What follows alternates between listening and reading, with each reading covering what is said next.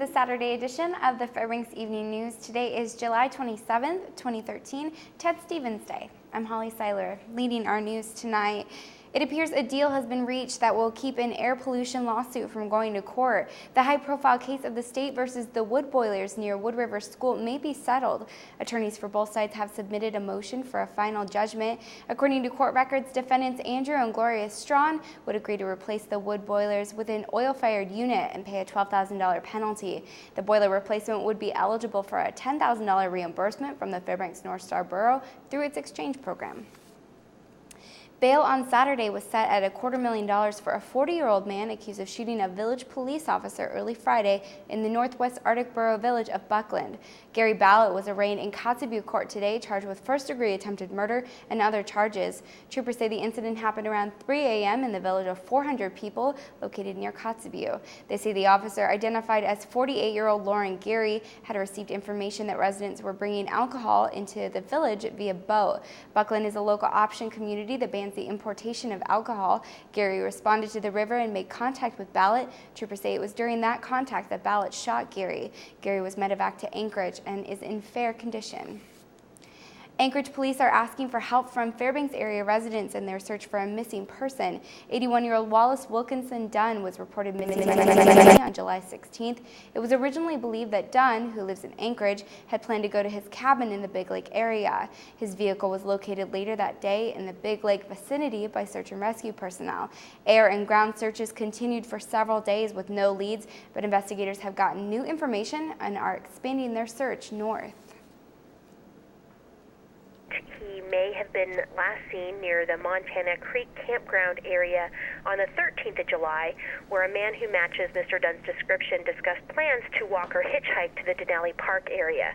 So we're hoping that anyone who may have seen him walking along the road or may have picked him up and given him a ride may have some information as to his whereabouts, and we're asking for folks to call in and provide that information.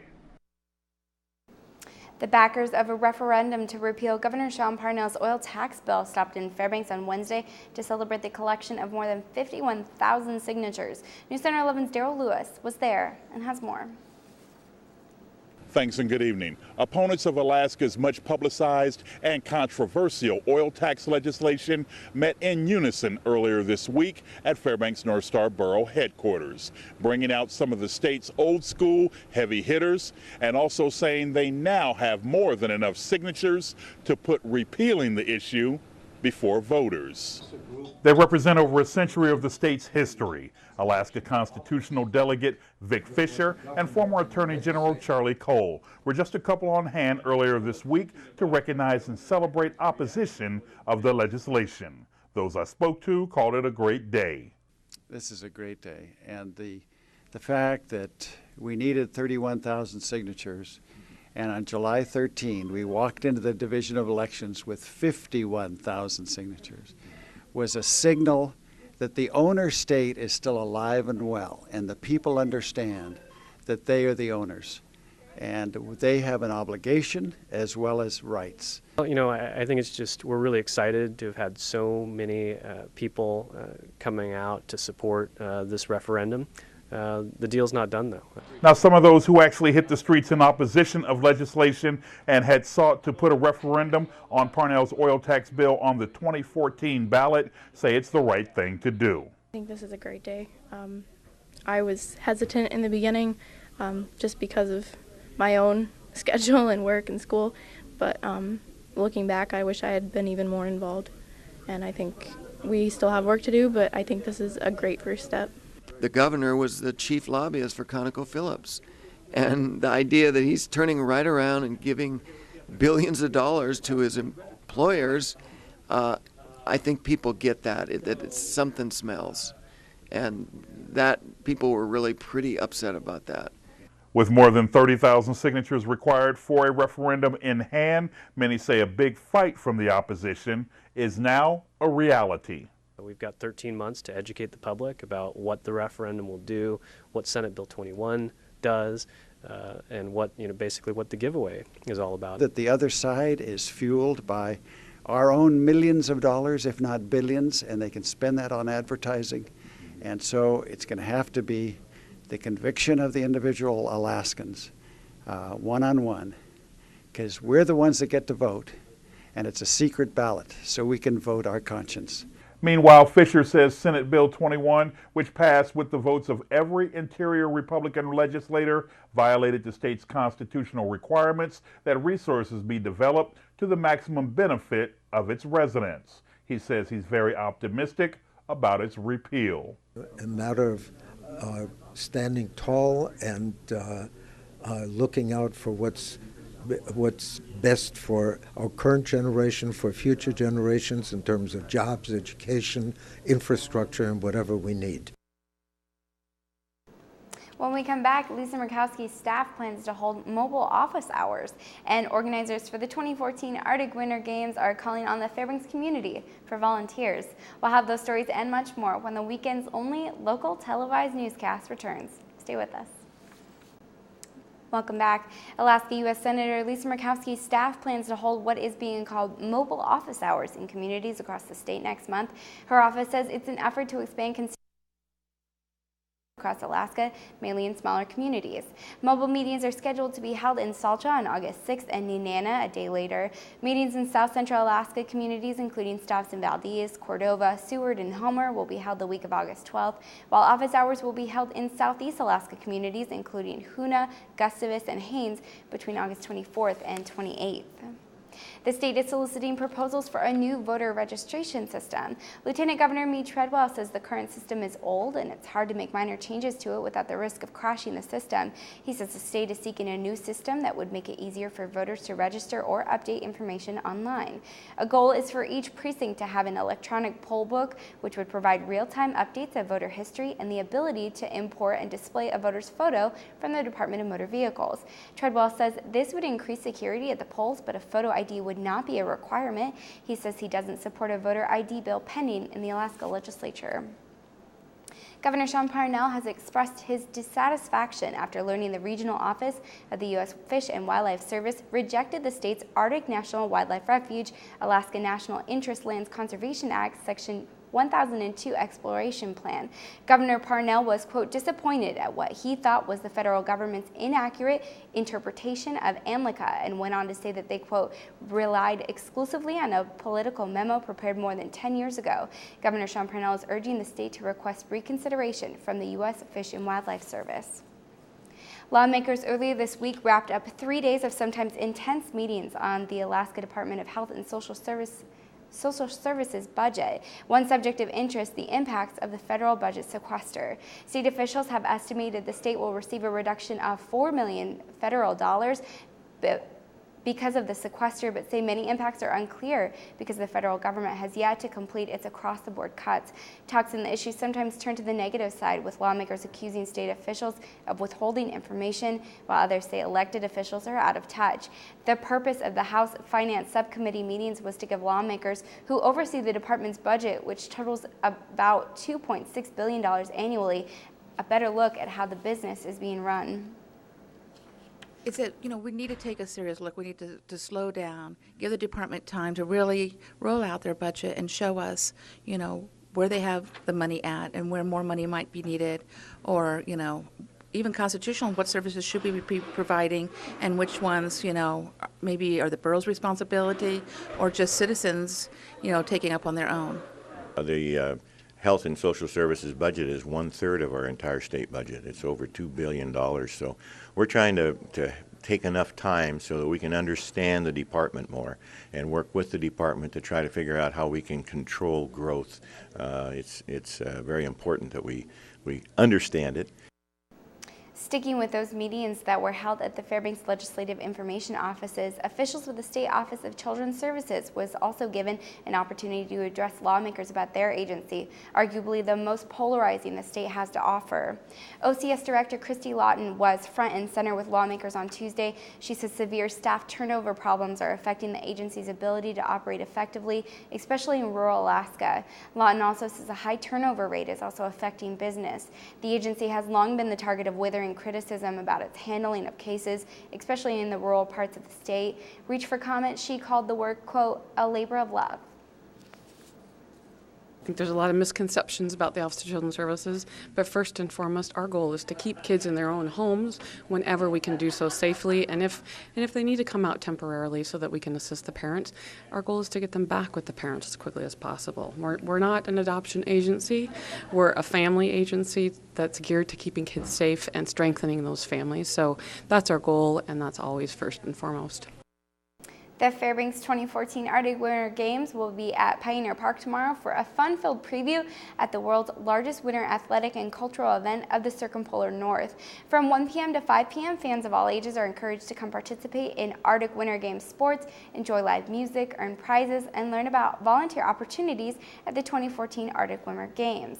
Over 2,000 volunteers are needed prior to and during the games. Volunteer tasks include everything from security to photography to keeping score. If you're interested in being a part of Fairbanks history and are unable to attend the event tomorrow, you can visit awg2014.org to fill out a volunteer registration form. Lots going on in sports around the interior, but it's the Alaska Gold Planners that get top billing after they win the Alaska Baseball League regular season title late Friday. Our own Darrell Lewis is anxiously waiting in the wings with your sports report. Mr. Lewis will return in just a moment. Stay tuned. And welcome back, Interior Alaska. Darrell Lewis here in the sports seat for you this Saturday evening. Now, I hope you're having a good day, but to make it even better, let's talk some sports. Baseball. The Alaska Gold Planners clinched the Alaska Baseball League regular season title on Friday evening at Ground Memorial Park by sweeping a doubleheader from the Matsu Miners. The Gold Planners rallied for 3 runs in the bottom of the 7th inning to win the first game 9-8, then used a 4-run 5th inning to break a 2-2 tie and win the second 9-6. Coupled with the Chugiak Chinooks' 8-5 win against the Anchorage Bucks, the Gold Planners have a 2-game lead in the ABL going into tonight's game. The Bucks fell to 20-14, while the Miners fell to 19-15. Nick Catalano came through with a 1-out bases-loaded single to score David Fletcher and David Edwards to cap the Gold Planners' 3-run rally in the first game, featuring 17 runs and 24 hits. Now in the nightcap, the Gold Planners snapped a 2-2 tie with 4 runs in the 5th to win going away. It's a party, everyone was invited, and afterwards, a happy bunch of Gold Planners. But Coach, just talk about this one.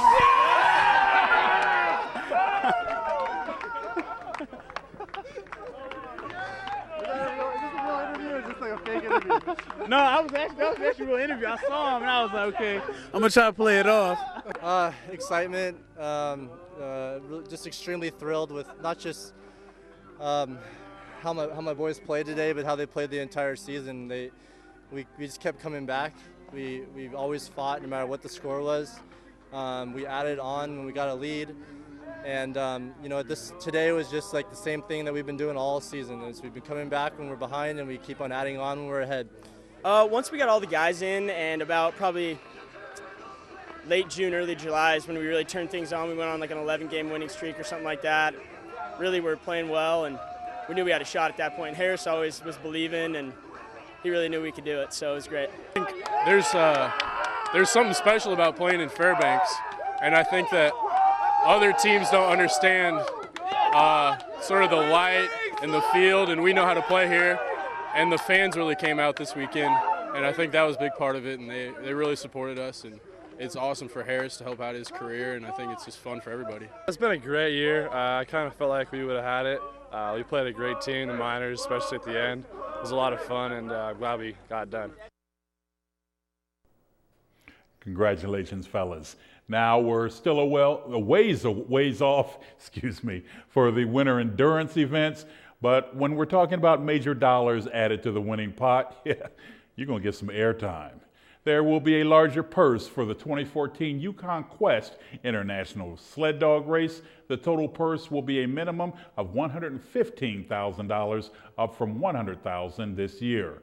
The 1,000-mile race alternates starts and finishes in Fairbanks and Whitehorse, Yukon. Yearly, the 2014 race will start February 1st in downtown Fairbanks. The first day mushers can sign up for the race will be August 3rd. That's this weekend, both in Fairbanks and Whitehorse.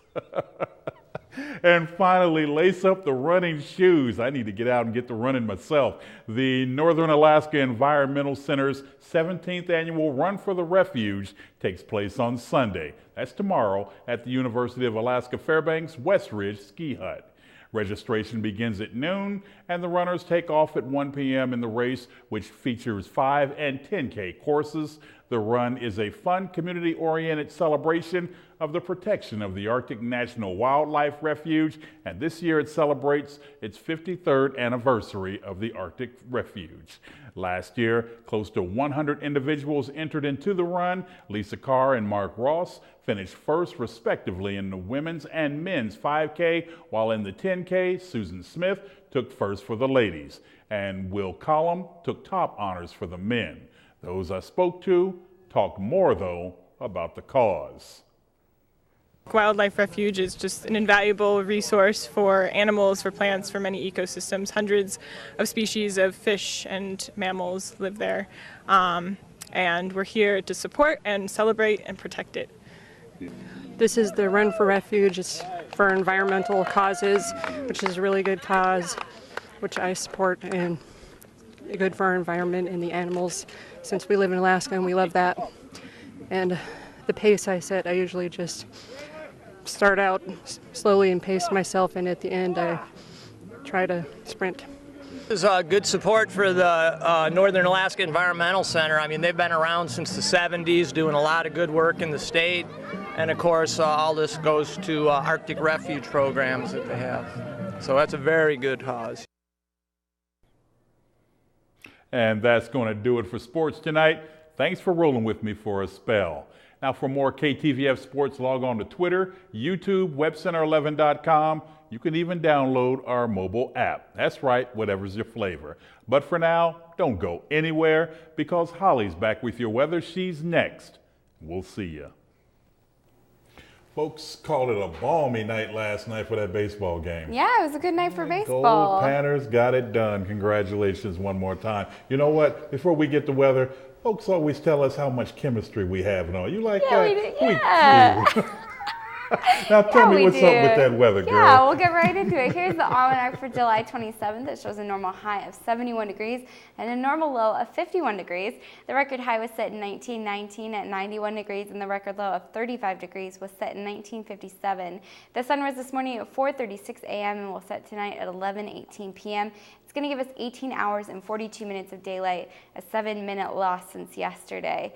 This is our weather around the state today. Fort Yukon, Barrow, and Nome are all overcast. Barrow is seeing some rain. It's partly cloudy in Fairbanks and Healy, and overcast in Juneau. It's also overcast in Ketchikan with rain showers. Bethel is looking up to partly cloudy skies, mostly cloudy skies for Cold Bay. It's partly cloudy in Homer and Kodiak. Fog is rolling into Valdez, and it's partly cloudy in Anchorage today, a high in the low 70s. Now on to our friends in the lower 48. It's partly cloudy in Seattle with highs in the high 70s. Las Vegas is looking out for an active flash flood warning with thunderstorms and rain showers, and a high in the low 90s.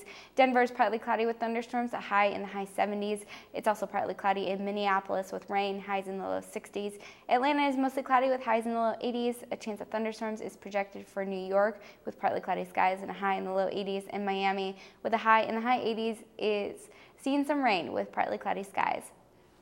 Back in Alaska, Barrow and Nome are expected to be overcast with rain tomorrow. Fort Yukon will be mostly cloudy. We're looking at another day of beautiful weather tomorrow with highs in the high 70s, low 80s. Healy will be clear. It's going to be partly cloudy in Juneau tomorrow, and Ketchikan is projected to be clear. Clear skies continue into Kodiak tomorrow with partly cloudy skies. We'll move over Bethel, and Cold Bay could be seeing some light rain. And really nice weather is expected in South Central tomorrow. Partly cloudy skies for Anchorage and Valdez, while Homer will be clear. And we're looking pretty nice ourselves. An overnight low of almost 60 degrees is expected tonight. Partly cloudy skies with some light wind. And tomorrow will be essentially a beautiful repeat of today. Partly cloudy skies and some light wind. And here's our extended forecast for the upcoming work week. Here are the high temperatures we've been waiting for patiently. Low 80 days and high 50 overnight lows until we hit 90 degrees on Friday. Mostly cloudy to partly cloudy skies till I see you back here next Saturday. Getting back up to 90 degrees. 90 degrees. I'm so excited. Hey, this late. Now, if it'll just go all the way through the fair, too, you know? No, you know we're getting ready for the fair. That's an inspection. This is going to wrap up our edition of the Fairbanks Evening News. We're really glad you could join us. Join us here 6 days a week at 6 and 11 or online anytime at webcenter11.com. And also join us back here bright and early Monday morning as that other Lewis, JR, has the Fairbanks Morning News and your morning updates every half hour. From all of us here at the News Center, have a great night.